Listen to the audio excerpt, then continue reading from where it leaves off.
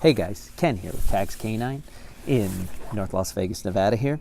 I wanted to talk a little bit today about doggy doors and why I advise my clients against it. Most of the time we talk about in dog training setting up sort of a set of rules, some boundaries, and then implementing discipline to help the dog be able to function better in our world as humans as opposed to nature. So for example, I use the analogy of a stoplight. Stoplight has three colors: red, no; green, yes; yellow light. Now yellow light is a decision-making color. For us humans, it is a decision-making color, and it takes reasoning skill to be able to make a decision through that method. So we can go ahead and we can either make the decision to go through the light based off of input we've received, or not go through the light based off of input received, such as it's yellow and it goes to red, or it's green and it just turned yellow.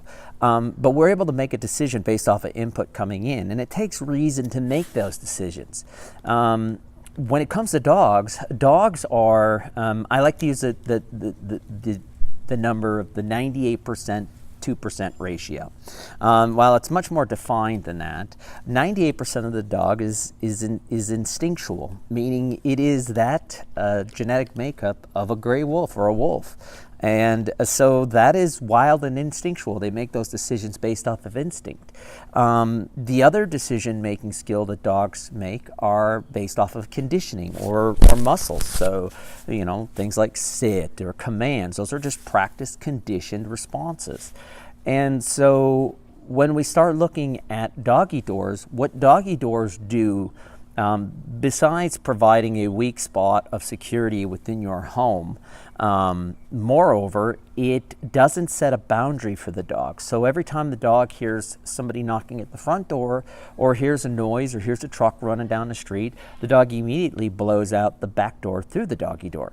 It has no one to stop it. In dog training, when we're trying to condition a dog, our goal is to build deference. I want the dog to check in with me. I want the dog to look to me for leadership and guidance, to help to look at me and say, yeah, you can make this decision, or no, you can't make this decision. If you expect the dog to make the decision on its own, I guarantee you that 98% of that dog is going to make the wrong decision, because they're going to make the decision based off of instinct, not off of reason. So doggy doors basically provide no boundaries for the dog. And so on any whim, the dog can go blow right out the back door when it feels like it. And in essence, it's just an excuse for us to not get up and go let the dog out. Or it is a excuse for humans to justify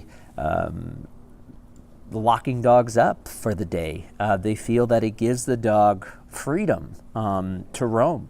Most of these dogs are den animals and pack animals. So, when you're not home and there's a decision that needs to be made, such as who's at the front door, or do I need to be worried about this, you'll find that most of those dogs are going to blow right out that door and start developing really, really bad behaviors.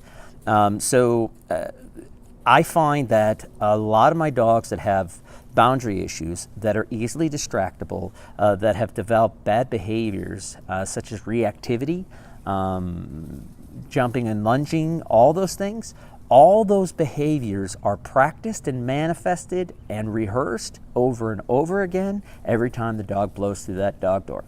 And so by eliminating the dog door, the dog now has to look to you for deference, has to look for you to say, hey, I got to go outside? Can I go outside?